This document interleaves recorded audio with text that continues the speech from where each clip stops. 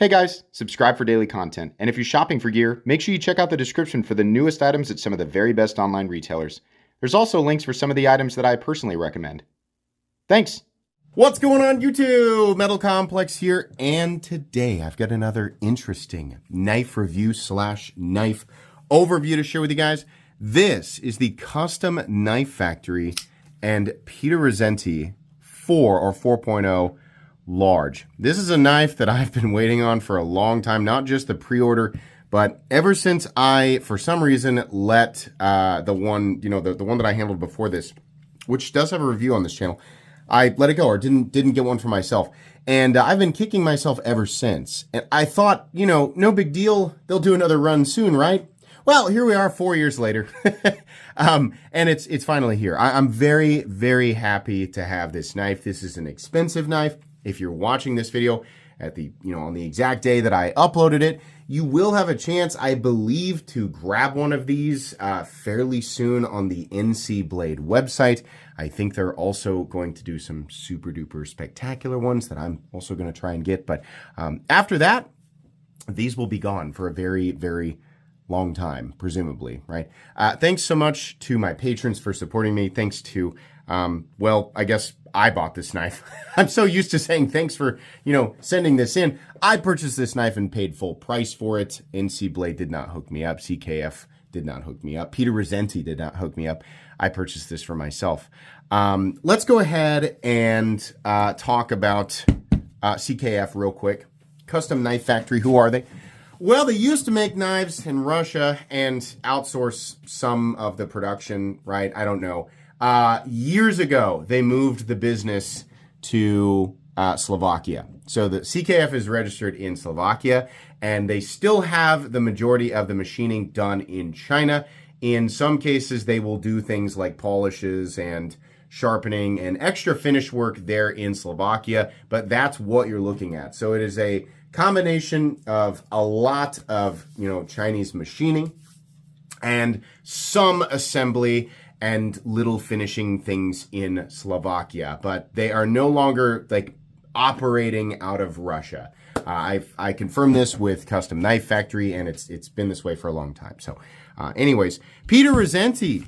When I think of Peter Rassenti, I think of the Paisan. And honestly, a lot of Spyderco-y looking, a lot of his work does kind of look Spyderco-y. This is a very straight, it's like a super classic, it's a more classic knife profile than I would normally expect from Peter Rassenti. I love Peter Rassenti's look, his work. I think that the aesthetic is amazing. It's very rare that he makes anything that I think looks ugly. And I think the Snafu, this version of the Snafu, like the large one, is one of the best looking knives I've ever seen in my life. I have always loved this knife, and I've always kicked myself for letting it go. And seeing secondary market prices on these things over the years has always turned me away from buying one early. I thought if I wait long enough, they will eventually do another one, and they did. So very, very cool. They also did a medium-sized one. Maybe I'd have to handle that one, but I've never handled it. I definitely wanted the big one, and that's what this is. This is the big one. Let's go ahead and measure it. Overall length is coming in at not quite 9 inches. It's obviously based on his Snafu Custom, right? This is a production version of that knife. So 8.75 inches, blade length is coming in, and I'm going to measure that at 3.75. You could go all the way back here and measure it at 4 1/8, if you go down to here, but that's not really, that's not how I would measure it. I would measure it about right to here, like a legitimate blade length. So you're coming in at 3.75, and then your cutting edge, arguably the most important part of a blade measurement, is about 3.35 thanks to a very generous forward choil. Let's do some size comparisons. Any custom scales you find in this section can be found down in the description under Original Goat and others. So up against the 8010 and then my own Excalibur. These are two larger knives. I mean, the 8010 and the Excalibur are coming in at 8.5 inches. So a lot of people assumed, I don't have the biggest hands in the world, right? But I don't have small hands. I have what I would call slightly larger than average. So a lot of people were wondering because in the pictures, they thought this might be the medium-sized one. And no, it is a large one. You can see it up against, these larger knives. it's definitely a bit longer. So if that helps you answer any questions, I don't know where I was going with that. But anyways, up against something like the PM2, and how about the Spyderco Para 3, which has really been protesting lately being opened. It just needs to be cleaned. Obviously much larger. And then finally up against the Benchmade Griptilian, or in this case, the Ritter Hogue and the Hogue Deca. How's the action on this knife? Let's actually take a look real quick at what the bearings look like. I mean, by the way, CKF is one of those companies that is awesome about sending additional hardware. All of the hardware, including a spare lock bar insert. This is basically a forever knife with 2 lock bar inserts. But anyways, the bearings here, yeah, pretty intense. So the action you would think would be really good. And if you think that, you are correct. The action is insanely good. The only complaint that I have is, well, I think it's just like where it wants to start to drop, because there's a very obvious detent ball ramp. And I have a love-hate relationship with these ramps. Like, the ramp does make the transition feel like here's the spot where it starts to touch the ramp right there, and then here's it going up on the ramp. And yes, that does feel good. Depending on how that's set up and where the blade really wants to drop, like right there I got it just fine. But like, it's still going up the ramp right here. So you have to give it a little more, and then once it gets there, then it's good to go. So the perfect one hand, no double clutch opening. See what I mean? I got lucky there. Did I? I think I nicked myself a bit. But that's for people like me who want to open this knife, let the flipper tab drop down to your thumb, and then let the blade close in the position, the close position. I understand that's super finicky. That's such a specific, snobby knife guy thing that's ultra specific to frame locks, and it can't be double clutch. I get that. But so many of you who watch my channel want that same exact thing. So where this is, it's hard to label this as double clutch, because what we call double clutch is when you turn it, it falls to where the flipper tab contacts your thumb, and you move your thumb out of the way. If the detent ball isn't up on the face of the blade yet, then there's a catch point. We call that double clutch, and it's annoying, specifically to people who want to disengage their frame locks like that, right? This is halfway or 3/4 of the way up the ramp at this point. So it's not behind a catch. It's just on the way, which means when you go to turn it, it's not quite ready to drop yet, but it will with incredibly minimum effort. See right there, I just did it. Slightly irritating.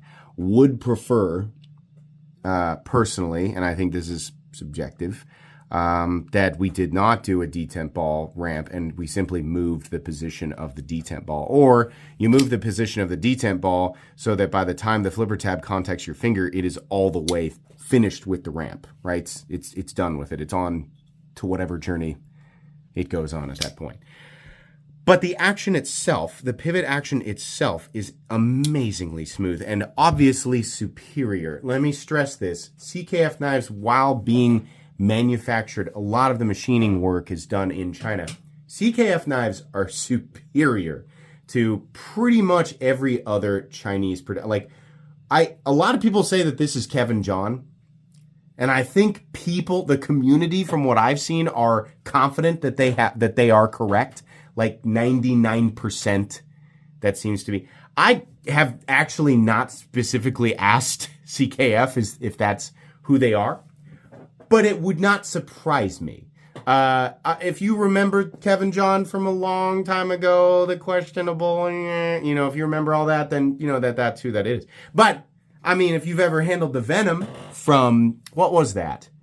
Boy, that was around 15 years ago. Have you ever handled that thing 15 years ago? Holy crap!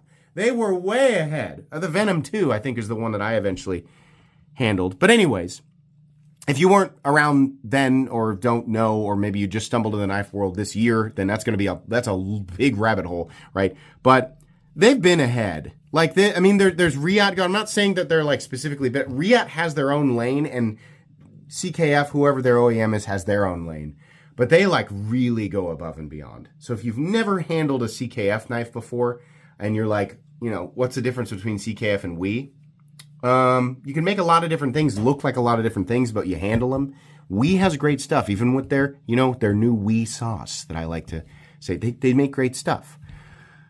Still, CKF is something that's a little extra special, right? So that action really is absolutely superior. Even if you get something that's like, manufactured in China and it's got that nice fall shut action, this does feel a full step ahead.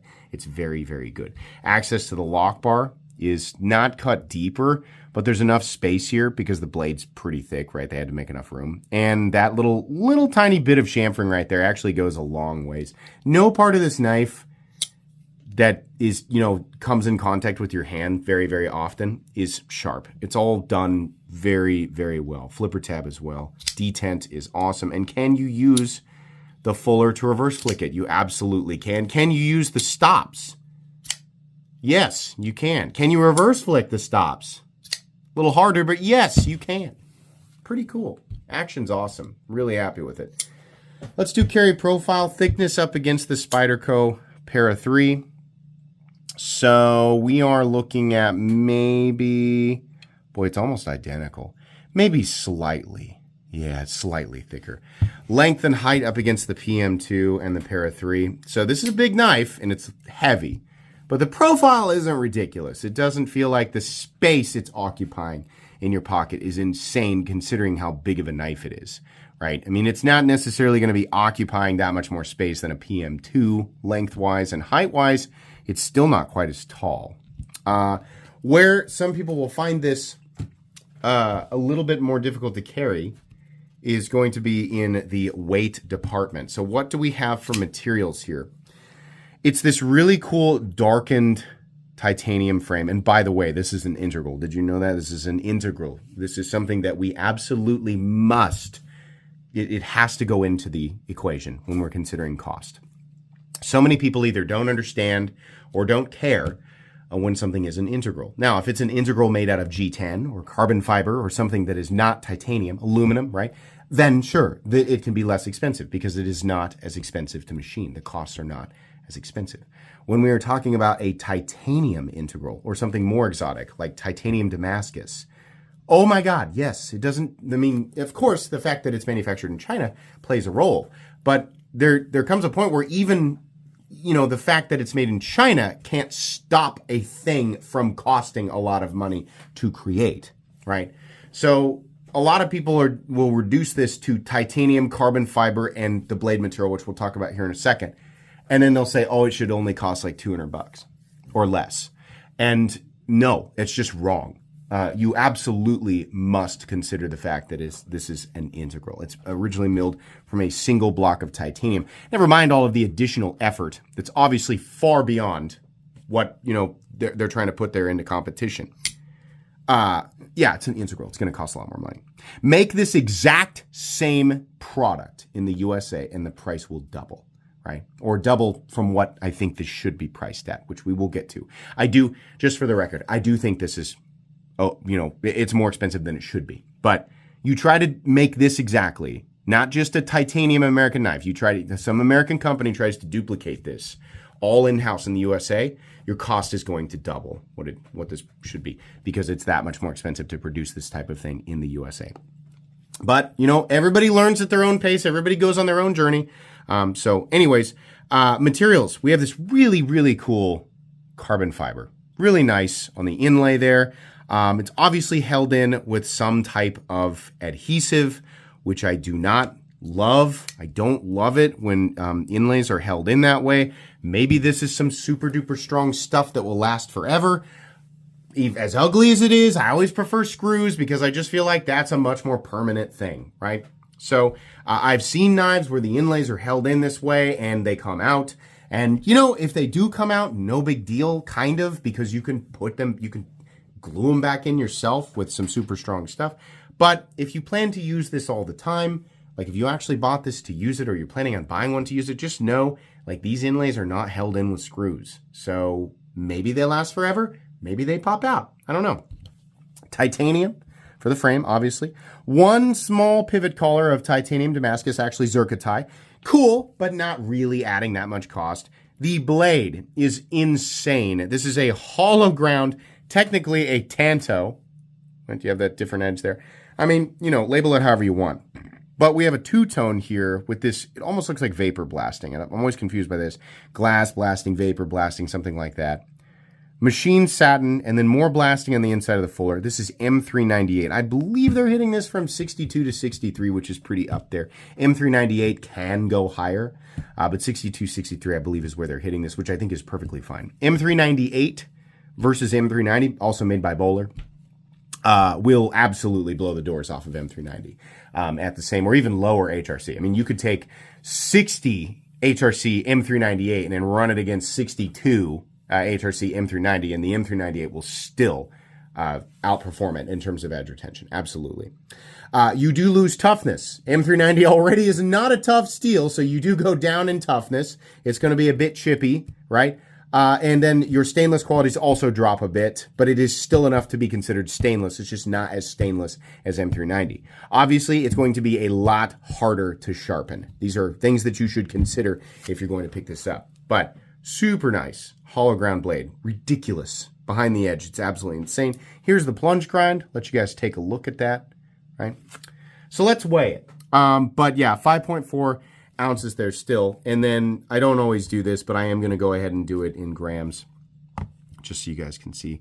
154 grams. So anyways, way less heavy, but it does feel bulky.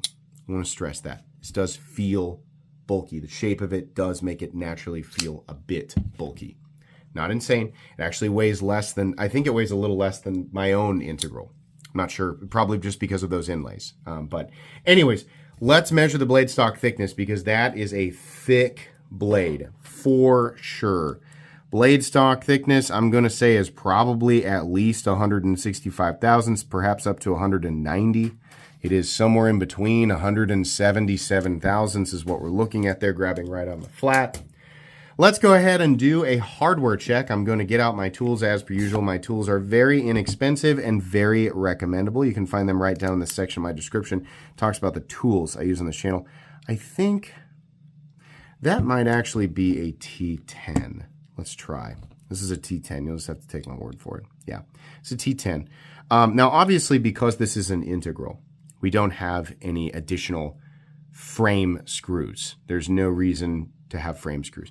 All we have are screws that hold in the pocket clip, which you should never have to take out unless you just decide, I don't want to carry this knife with a pocket clip. These are T8, and then the screw that you never, ever, ever have to take out, unless you have legitimately worn that lock bar all the way over, this should take you decades, is the lock bar insert screw, and that's a T6. So you can take it out, but like that's not like a part that needs to be cleaned. You don't need to clean the lock bar insert. Like that can be, I mean, like if you're worried about like what's on the face of the lock bar, that can be cleaned out with like, you know, something like a Q-tip and compressed air or whatever. Don't get oil on that blade face.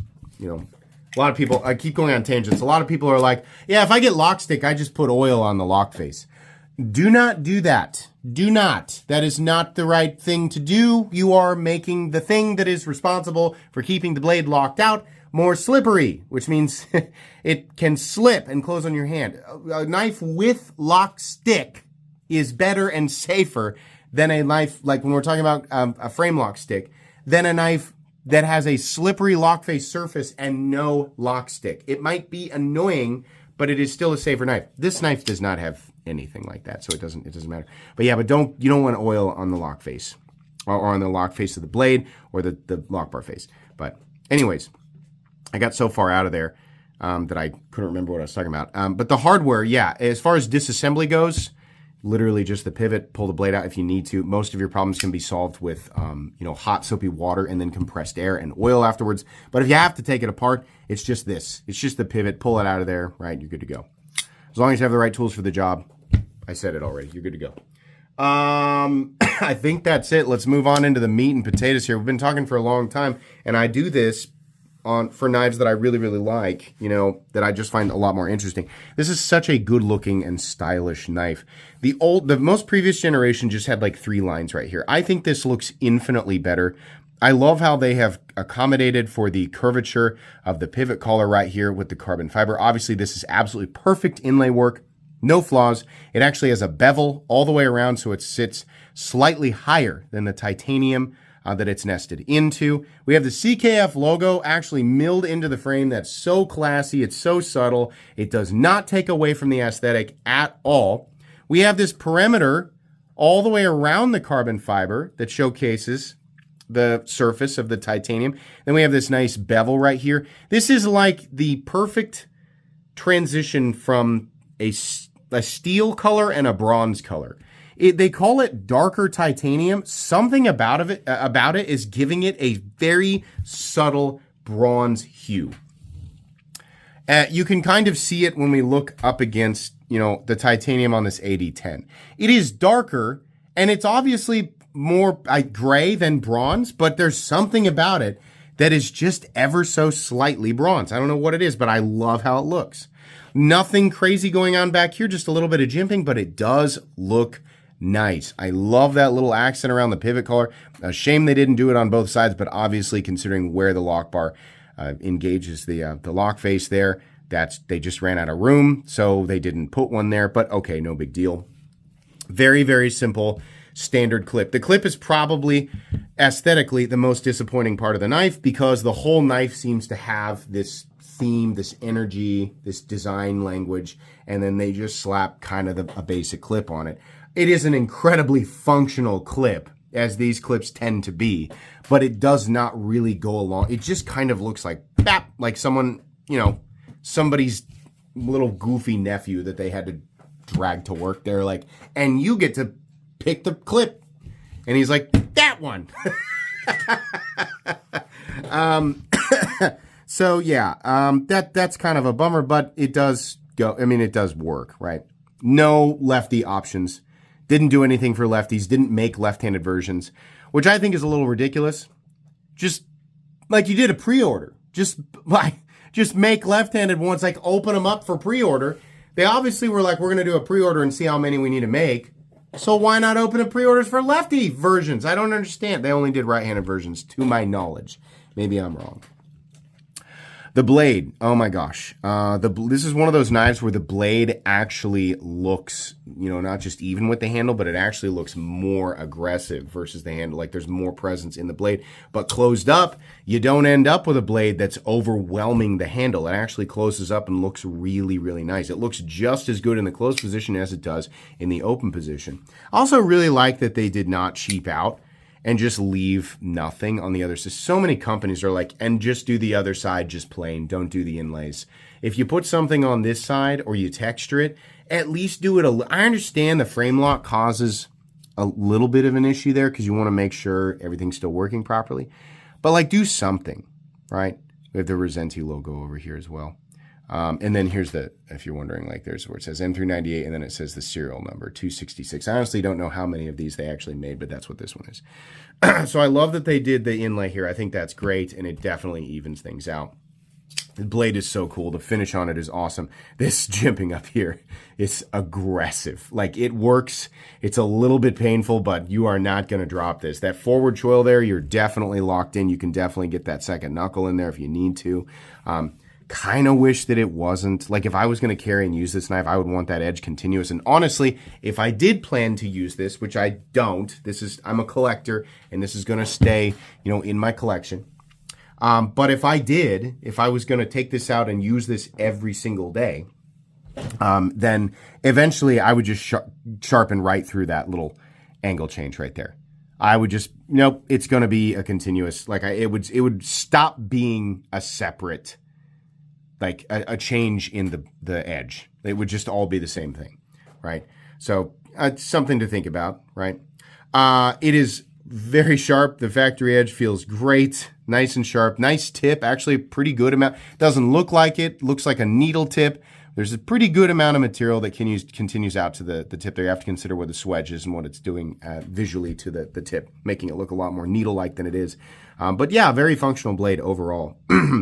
The external stops, because that's what these are. These studs are absolutely stops. I don't believe that they are closed position stops. I'm wrong about that. You can actually see the contact point right there. Did you see it? Right there. That's where they're popping in, and here's the reception zone, I guess, yep, that's exactly what that is, right there. these contact these little peaks right there, right at the top. And I always look at stuff like that and go, gosh, that would be, it would suck if it like just kept going, and it won't, because if all the wear, either here or here, what happens is the lock bar slips in further. And eventually everything work hardens completely, right? And you have steel on titanium contact here, but you have steel on steel contact here. So where it's going to wear the most, I guess, in theory, or the way that my brain looks at it, is this point right here is going to keep mashing into that titanium. And any progress that it makes in mashing that titanium down, this just wears in further. Titanium does gall and work harden, so eventually things settle in, and then there is insanely minimal wear over the years, as long as you're not abusing it. In the event that the lock bar actually manages to wear all the way over to the point where you have over 100% lockup, this could, in theory, just slip right over the edge. Because at that point, then, if the lock bar doesn't have anywhere to go, then it starts wearing this way. Fortunately, by the time a couple of decades pass, they've given you another lock bar insert. So not likely, not likely you're ever going to have to worry about that.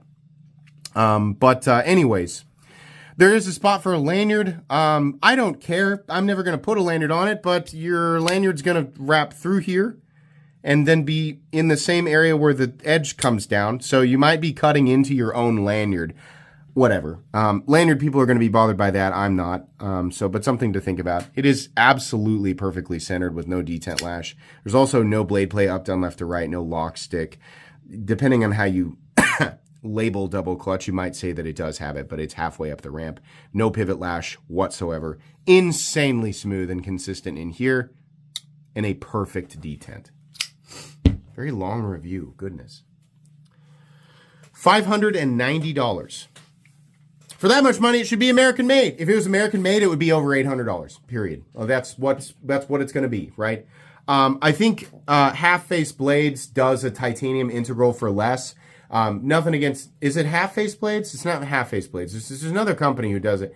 They do it for less. It's a nice knife. It's also pretty basic and an S35VN steel. All of the teeny tiny little details must be included if you're going to do an apples to apples comparison. So, if you want an American company to make a beautiful vapor or glass blasted M398 blade that is a titanium integral frame with a zircotie pivot collar and inlays for carbon fiber, and it also has the same tolerances, is built identical. Some company that's capable of doing that, right? They do it. And then you want them to charge $590 for it? Good luck. It's not going to happen. But does that mean that this price on this knife is fair? No. As somebody who went ahead and paid that full amount, no. What I look at here is there may be a couple of teeny tiny little details with this knife that add, extra costs. It's something that they do in Slovakia before they ship. Perhaps they hand assemble them, they hand tune them, perhaps they hand sharpen them. I doubt it. But maybe there's something. I would still guess that the vast majority of the work here is being done in China. But it's very, very good work. And just because it's done in China doesn't mean it can be stamped and pressed and done, the same way that a genie grants wishes. That's not how Chinese manufacturing works. They are still working with some pretty intense materials, and obviously the tolerances on this thing are off the charts. They still have quite a bit of cost there. So my own integral, for example, it's a pretty nice integral, right? Contour, titanium. I got DLC on this guy. This guy comes in a little over $400. And I always say, when you can do a nicer Chinese integral that's on the larger side, maybe has some additional details like a special blade material and or contouring, texturing, right? It's very impressive the closer you can get, or sometimes even under, in the case of the Wii Ator, under 400. Chinese titanium integrals, there's always somebody who's like, Kaiser does a G10 integral for $90, as if that's a good comparison. That's a thought that you keep to yourself. That's not a good comparison. There are Chinese titanium integrals that exist that cost less, but there's always some variable that explains it. Substantially smaller, usually flat, very not, kind of questionable tolerances, very basic, lesser steel, right? We're talking about really nice work. The only thing they didn't do here was contour it, which would have helped with that price tag, right? Had they added some nice contouring and texturing, that would have been more justifiable. This is what I honestly think. I can't point like dollar for dollar what everything costs, but just out of everything that I've handled, which is a lot, should this knife cost about $400? That's about the line, like for premium Chinese integral. Definitely more than that.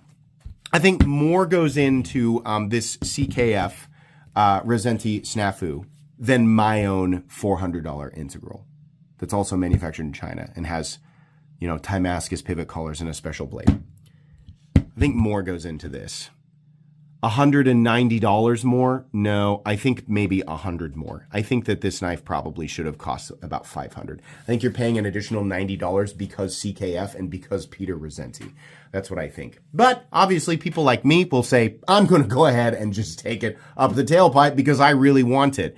And I have to imagine that all of you watching this video who already have yours and are seeking reaffirmation, you've already made that decision for yourself. So you already know that you like it. You don't need me to tell you that you made a good choice. But I think we all overpaid for about, $90. And you can expect to pay that or more for the super duper special ones. Or if you're considering buying this knife when it drops on CKF for a brief period of time, I think you're paying a little more. Obviously, you'd have to make that decision for yourself, and whether or not you agree with me, you might say, I don't think so. I think the price is spot on. In that case, you've obviously made up your mind.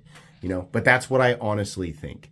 It's really cool. This is a prized possession in my own collection. I love it. I'm really glad that I did it. I overpaid. It's done. I can move on from it. But that's what I think.